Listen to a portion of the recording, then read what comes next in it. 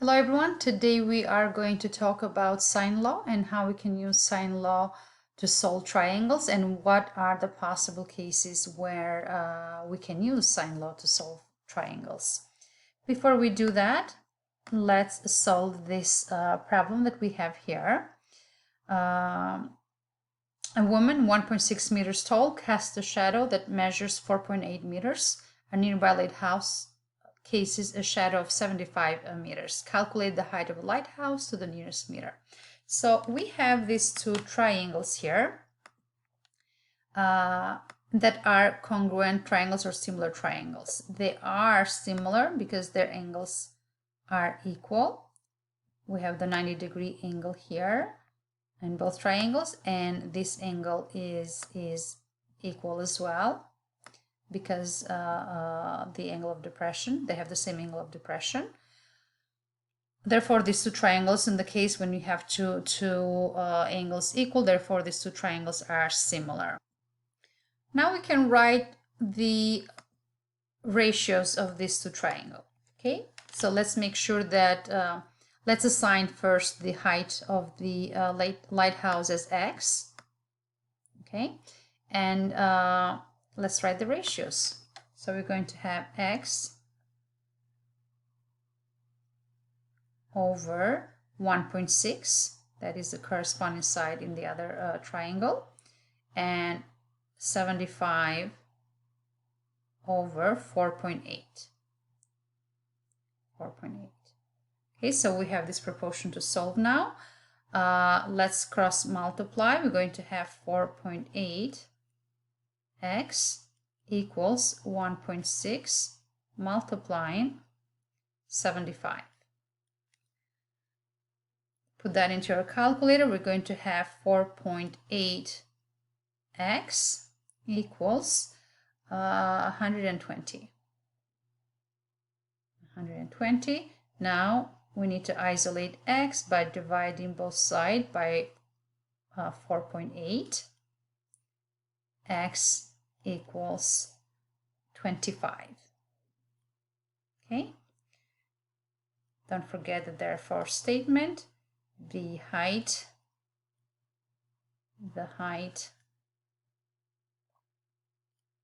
of the lighthouse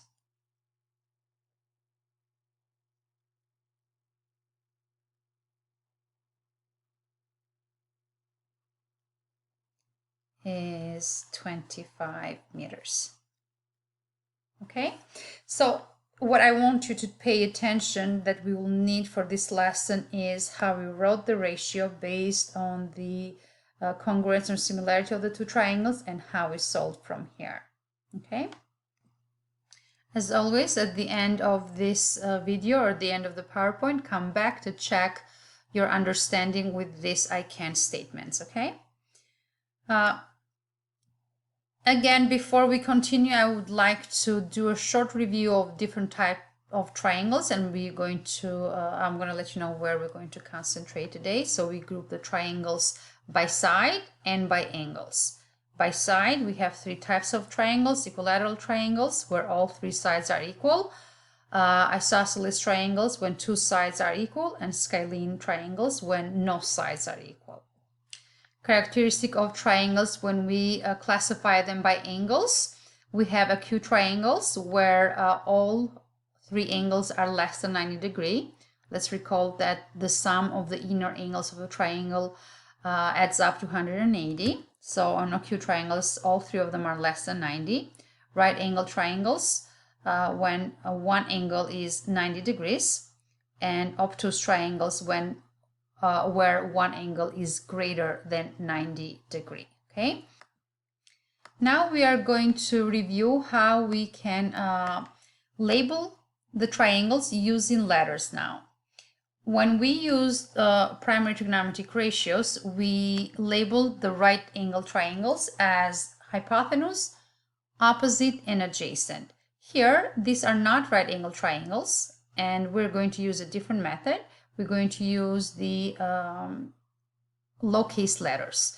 And how we're going to do that is that we're going to use the same letter that we have for the vertices or the angles, and the opposite side of each angle is going to use the same letter, just lowercase. Okay, so here we have the vertex P, or the angle P, and the side opposite of it is going to be labeled with lowercase p.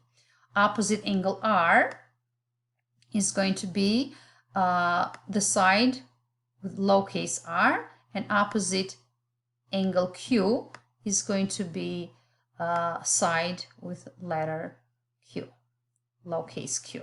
Okay, you can do that by yourself now using lowercase letters. So opposite letter D, side, opposite angle D, we're going to have side D, F here, and E in this side. Okay, you can use, you don't have to use this connection here, it's just to make it clear that what we are doing. So we are using the same letter as the angle opposite the side, but we're using lowercase letters to label the side. So that what we're going to, that kind of labeling we're going to use as we move forward with acute triangles or obtuse triangles. Recall again from the previous slide when we're dealing with acute and obtuse triangles. Now let's introduce sine law.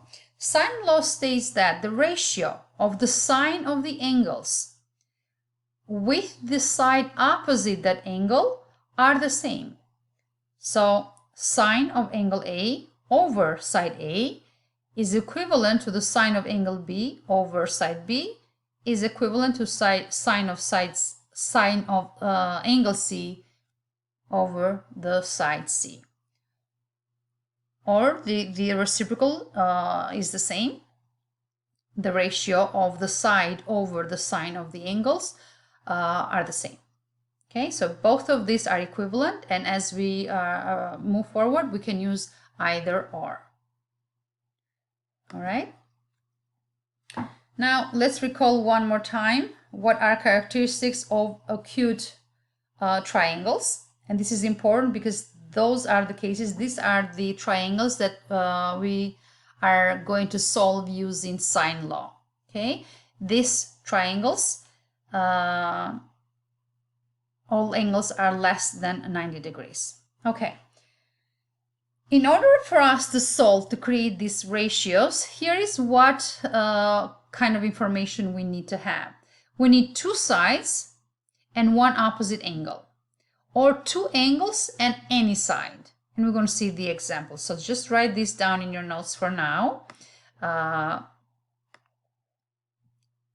We are going to look, we can use sine law on acute triangles, and this is the information that we will need. Okay, we're going to need two sides and opposite angle, or two angles and one side. So here, this we can write it as case side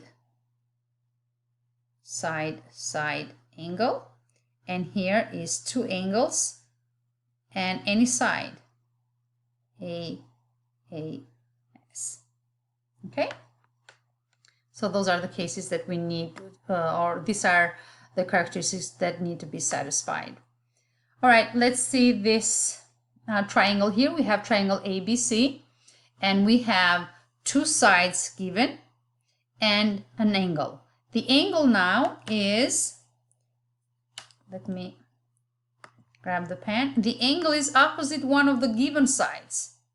Okay, so I have two sides and an angle that is opposite one of the given sides. Therefore, yes, I can use sine law and I can write the ratio.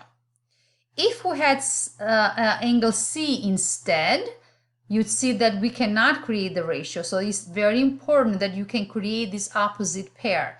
Doesn't matter which one of the two cases that we mentioned, if you can create this opposite pair and you have another information, that other information can be side or angle, you can use sine law. Okay, remember, so you need an opposite pair and another information in order to use sine law. Okay, in this example here, we have triangle LKM, and we have two sides and an angle. we cannot create an opposite pair here. Yes, we do have two sides and an angle, but the angle is not opposite of one of the given sides. Therefore, we cannot use sine law in this triangle, or we cannot use sine law to solve this triangle. Okay. All right, let's see this other triangle now, triangle FEG, where angle F and angle G are given, and side E is given as well.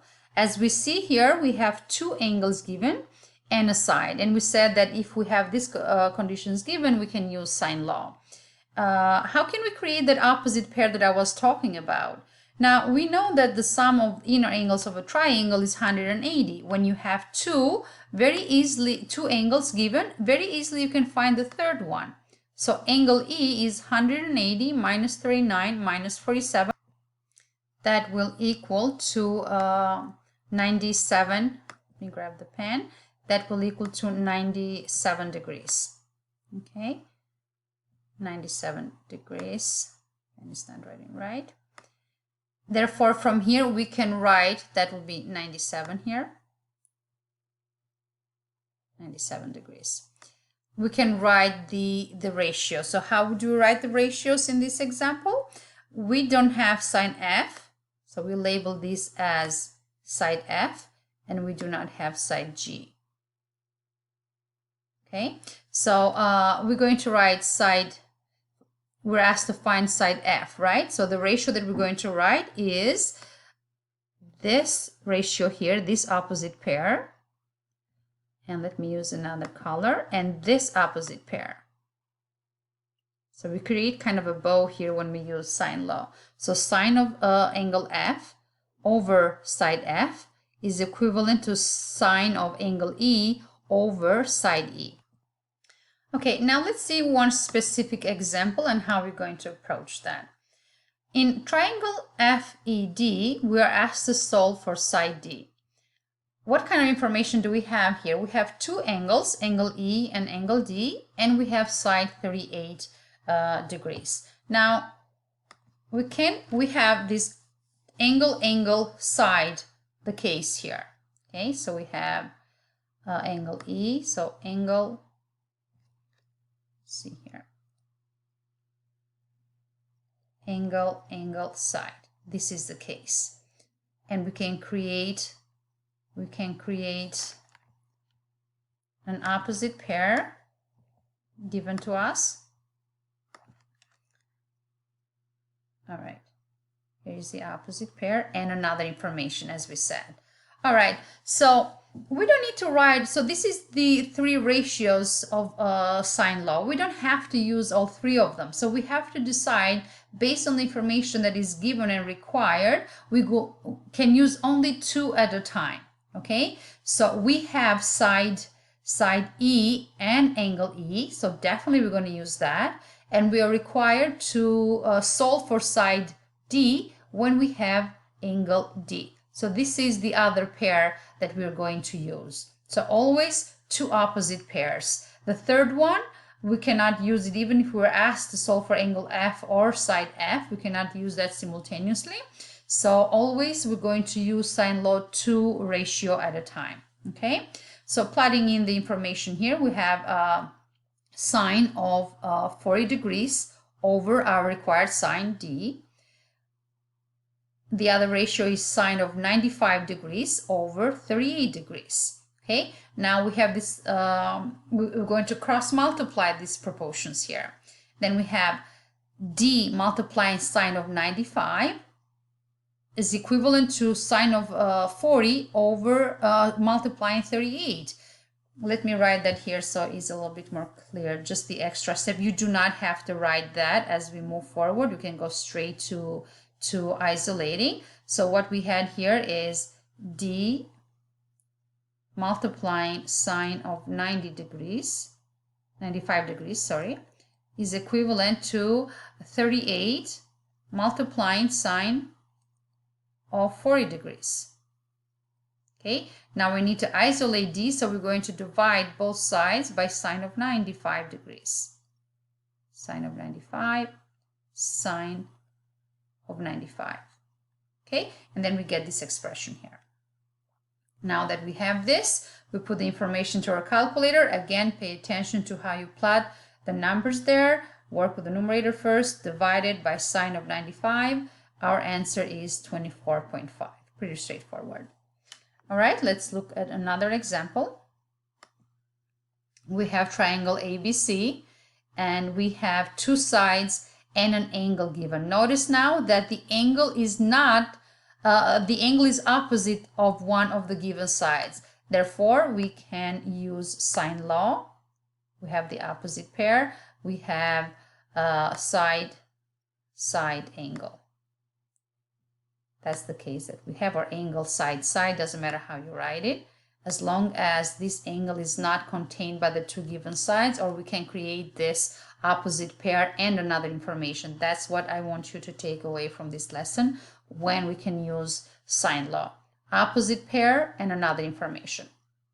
All right, so from the sine law, from all the three angles and sides, we're going to choose which ratios we're going to use. We have the opposite pair of angle A and side A, therefore we're going to have that. And we are asked to solve for angle C. We're asked to solve for angle C, and we do have side C. Therefore, that is the second ratio that we're going to use. Again, we are going to isolate now sine of angle C, multiply by 12 both sides, and you're going to have sine of 59 multiplied by 12 divided by 19. Now remember, the same as when we use SOHCAHTOA, and when we solved our primary trigonometric ratios, when we solve for angle, we're going to take the inverse of this ratio, inverse of sine. Okay, so and something else that I want you to remember is that every time when we deal with trig ratios, we are going to round to the 4th decimal place. Okay, you can keep that in your calculator and do the inverse to find the angle, but if you don't want to do that, always round to the 4th decimal place. Take the inverse function, you get the angle, the measure of angle C, 33 degrees. Now let's look at the last example that we have here. We are asked to solve the following triangle, and the triangle is YXZ. Now recall what it means, solve the triangle. Solve the triangle means that we must solve for all the missing measurements. So we have to solve for the measure of angle Z, and we have to solve for the length of side X and side Y. So be careful when you have this type of questions. It does not mean you have to solve one of the missing variables. You have to solve for all the missing variables. All right, so what do we have here? What is given is the measure of angle Y and the measure of angle X, along with the side or the length of the side Z, 26 inches. As you see, we cannot create that pair that we said, but we know we can use sine law to solve this triangle because we have two sides and, we have two angles and one side. So we can use, let me start writing up here. We have the case angle side here. Therefore, we can use sine law. Now, to find, we're going to start by finding first the measure of angle Z. Okay, find the value of Z. Z equals 180 degrees minus 35 degrees minus 83 degrees. Okay, that will equal to 62 degrees. Remember, the sum of the inner angles of a triangle is 180. When you have two, subtract those two from 180 to find the measure of the third angle. Now I have the opposite pair that we were talking about, and we need to solve for one of the sides. We cannot solve for both of them at the same time, so we're going to choose one at a time. Let's start with side X. Okay, so we're going to solve for side X, so this is the ratio that we're going to use. Now here is a tip. When we have to solve for the sides, we can put, we can write the ratio where the side is on the numerator. So we can write the ratio as X over sine of 83 equals 26 over sine of z. Okay, and from here we don't have to cross multiply. We multiply both sides by sine of 83 to isolate the variable x. So from here we have x equals, so here we're finding the value of x, 26 multiplying sine of 83 divided by sine. Sorry, we already found the z here. This is 62 here. 62 degrees. Okay, over sine of 62 degrees. Now you can put that simultaneously on the calculator carefully. When you have 26, well, you can and cannot use brackets here. It's fine. The calculator will follow the order. From here, the value of x is 29.2 inches. Okay, so this is step 2, to find the value of x. Now step 3 will be to find the value of y. Okay, so 3, we're going to find y. Now for y, we can use any of the two ratios because we have enough information now. That did not come out very pretty. I'll always stick with the one that is given to us. So let's use the ratio that we had. So z and side z.